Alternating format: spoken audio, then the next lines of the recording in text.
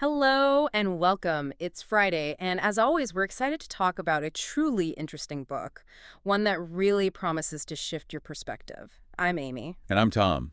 Today we're looking into Choose Yourself by James Altucher. It's a book that really challenges a lot of the conventional wisdom about success, careers, that kind of thing. Yeah, and Altucher's own story is pretty intense. It kind of sets the stage for the whole book, actually. He talks about hitting absolute rock bottom, Really rock bottom. losing his home, all his money, self-esteem, racking up millions in debt.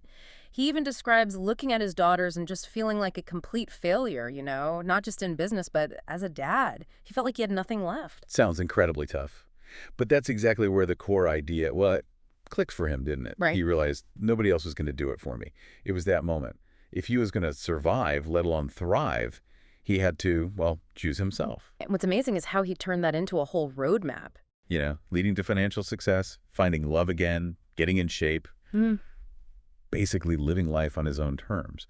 It's a powerful message about personal agency, really. Definitely. So if you're feeling a bit stuck maybe, or overwhelmed, or just looking for a different way to navigate this rapidly changing world we're in, this discussion is absolutely for you. For sure. We should probably start where Altucher does, Right. setting the scene. He calls this the choose yourself era. Right. And his basic argument is that those traditional safety nets we maybe used to rely on, Yeah, they're just gone. pretty much. And he traces it back historically, which is interesting. Yeah, he goes way back, even mentions the Gutenberg printing press, spreading ideas leading to things like the Industrial Revolution. But the direct roots of this era, he really zeroes in on the period after World War II. Okay, how so? Well, you had 16 million American men go off to fight, right? Right. And women stepped into the workforce in huge numbers to keep things running. Then the men came back, and the women, quite rightly, realized they wanted to keep working. Which led to the rise of two-income families. Exactly. And a booming post-war economy. It sounds pretty good on the surface. It does, yeah. Yeah, But Altucher has a different take. he does. He argues this abundance led to what we now call the American dream. But here's the kicker. He says it wasn't some founding principle. Oh, what was it then? He claims it was basically a marketing campaign by Fannie Mae, the mortgage giant. Really? To sell mortgages? Yeah, promising the suburban house, the cars, TV, college for the kids, all fueled by taking on debt. And that, he argues, kicked off that whole keeping up with the Joneses pressure cooker. Wow, that's quite a perspective.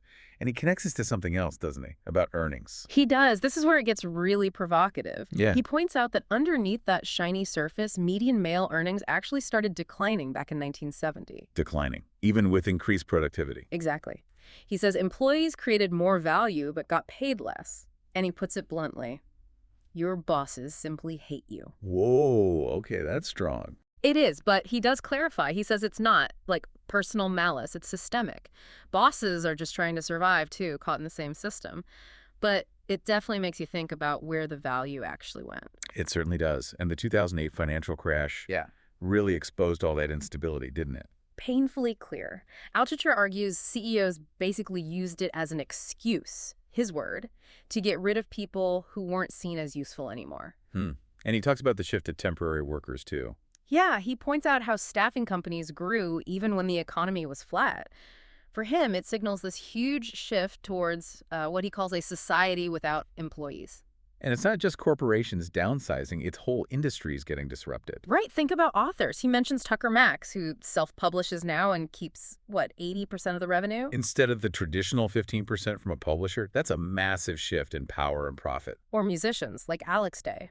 Built a huge following on YouTube, totally bypassed the record labels. And made significantly more money doing it himself, even outsold big names on the charts, apparently. Yeah. But the key thing here, and this is important, Altucher doesn't see this as doom and gloom. No, he flips it, right? Exactly. He says we're born pioneers, but corporatism kind of stifled that, stuck people in cubicles.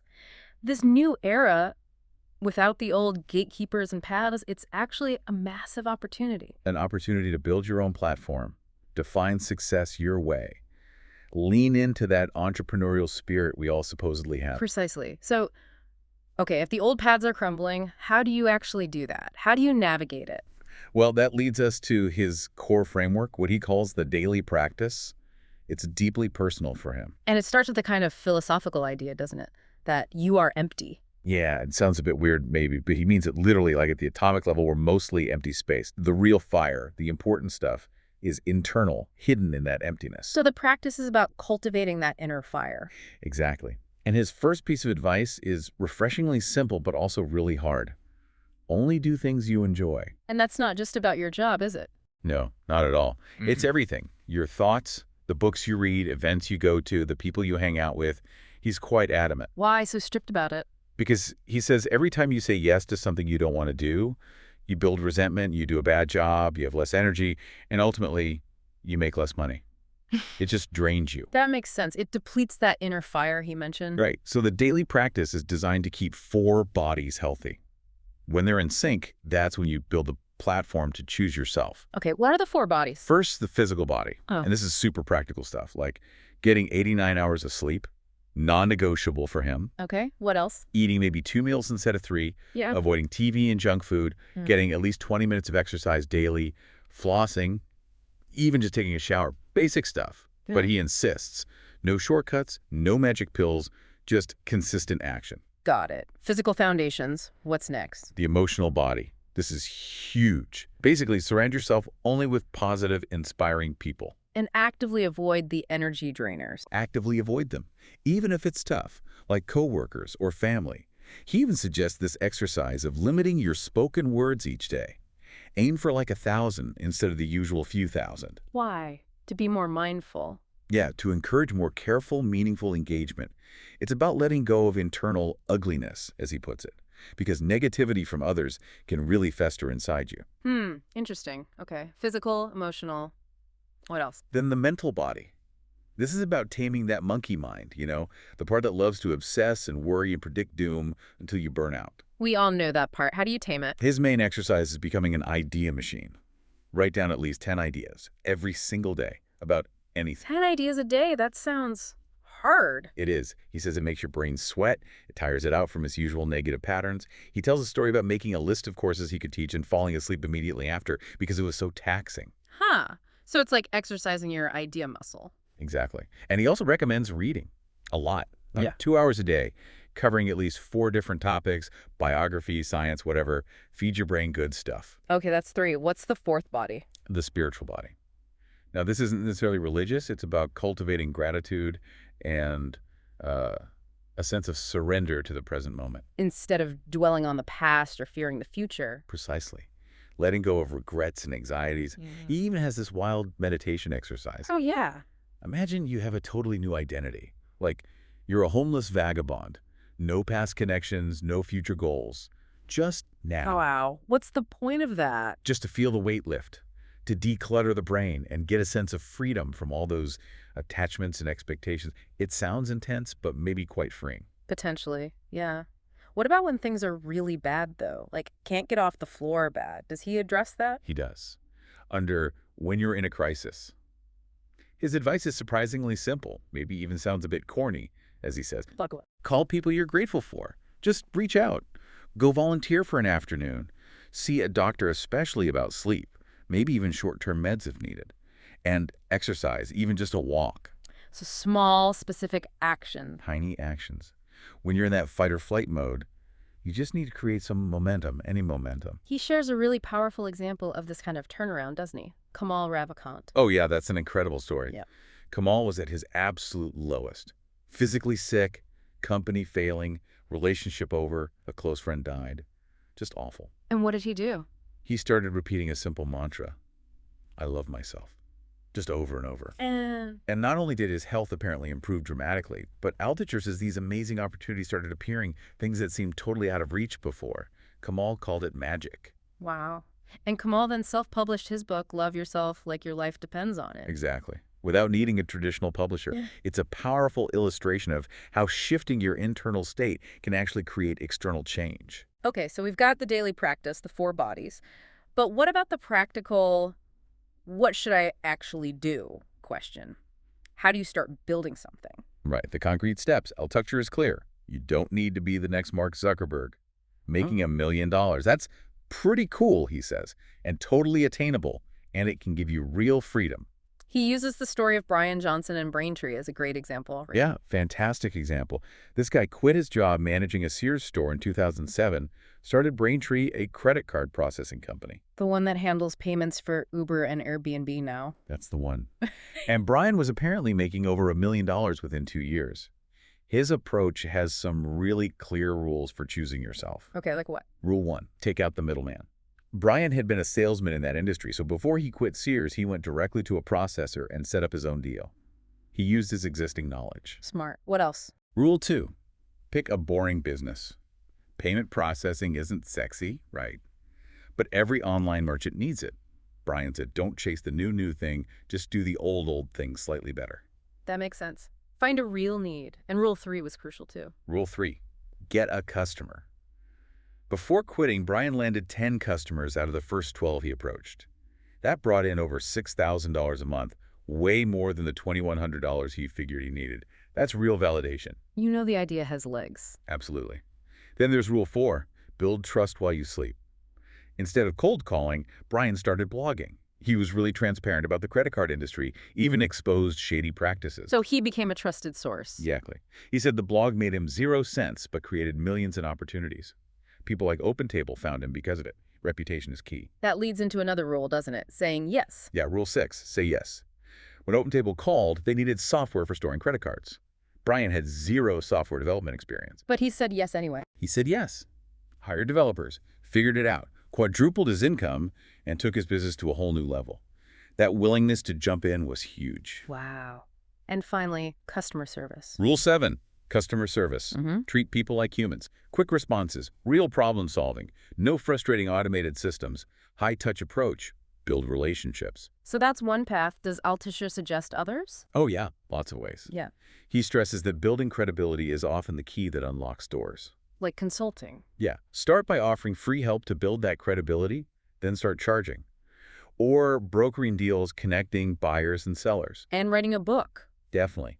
Not just for the book sales themselves, which might be small. He uses an example, trade like a hedge fund. Made maybe $50 in sales. Right. But it led to over 100 speaking gigs at $20,000 each.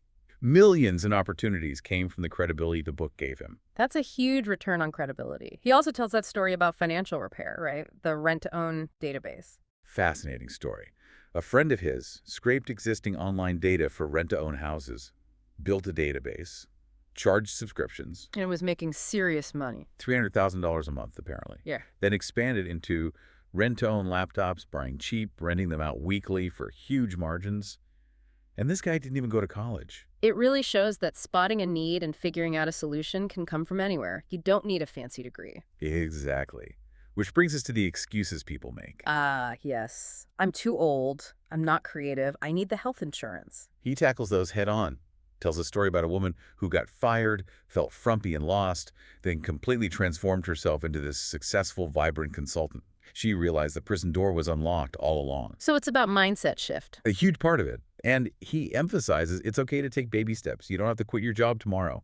Just start moving towards freedom. That feels more manageable because big ideas can feel paralyzing. Totally. He links this back to the idea machine practice. Yeah. He shares his own regret about a reality TV channel idea he had way back in the 90s. What happened? His friends shot it down. He doubted himself, never did anything. And now look at TV. His point is, don't let ideas get too big in your head. Break them down. Into the immediate next step. Like Richard Branson. The day he thought of Virgin Air, he apparently called Boeing to ask about leasing a plane. Just took the next logical action. Didn't overthink it into oblivion. Right. And another key, maybe surprising principle he talks about is honesty. Honesty makes you more money. That feels counterintuitive sometimes. It can seem that way. But he argues dishonesty is a false reality, a shortcut that doesn't last. He uses Google as an example. How so? Google. Google has no content of its own, right? Yeah. It just honestly directs you to the best source elsewhere. That builds immense trust and value. So being a trusted connector or source is valuable. Hugely valuable. He advises building a network by introducing people who can help each other, even if you're not directly involved in their deal. Being the source of connection benefits you. That really speaks to building genuine capital, social, reputational. Exactly. And avoid living a double life, he says. It degrades your brain. Make others look good, don't gossip, do what you say you'll do. Basically enhance the lives of others. Because, as he puts it, the abundance can never stop when you help others. It's a very positive feedback loop. It sounds like it. What about failure, though? Choosing yourself seems risky. He encourages dancing with failure, sees rejection as totally normal, part of the process. Like scientists constantly failing to understand the universe, that failure drives discovery. So rejection isn't an endpoint. Not at all. It's data. It's an opportunity to learn, tweak your approach, find new decision makers, like self-publishing, instead of relying only on traditional publishers. Expand your options. Okay, so we've covered the mindset, the daily practice, the practical steps. How does he tie it all together? He offers this really powerful visualization exercise near the end, drawing concentric circles. Concentric circles, how does that work? It's simple, but quite profound. You start with a circle in the middle. In that, you write your core identity, or what you do, like writer or engineer or parent. Okay, the core, then what? Then you draw another circle around that. In this one, you list everyone you affect directly. Colleagues, family, clients, readers, whoever. The immediate ripple. Right. Then another circle. The people they affect. Your kids' friends, your employees' families, the people who read something your reader shared. It starts to expand quickly. You see the wider impact. Yeah. And then another circle for what your central thing could evolve into. A blog becomes a book, becomes a speaking career. A side project becomes a company. Thinking bigger. And the final circle. That's the big one. Sure. The people you wish to affect. Maybe it's your whole community. Maybe it's changing an industry. Maybe it's even the entire world in some small way. And the challenges. Not to stop at that second or third circle. To keep redoing the circles, as he says, until you can really visualize and feel connected to that outermost circle. Understand your potential reach. Wow. That's a powerful way to expand your sense of possibility. It really is. In a world that often tries to put you in a box, stick you in a predefined role, this book is just a massive reminder. That the power to create your life, to find your own purpose, find that joy, it really lies within your own choices. Yeah, it's about breaking free from those external limitations and becoming the central force in your own story. Choosing yourself, literally. It definitely pushes you to think differently about what's possible. That idea of constantly redrawing your circles. Very powerful. Thank you for your attention. We hope this discussion has given you some valuable insights and maybe some practical tools from Choose Yourself. You can subscribe our podcast if you like it. We'll be back next Friday with another interesting book to explore. See you next time. See you next time.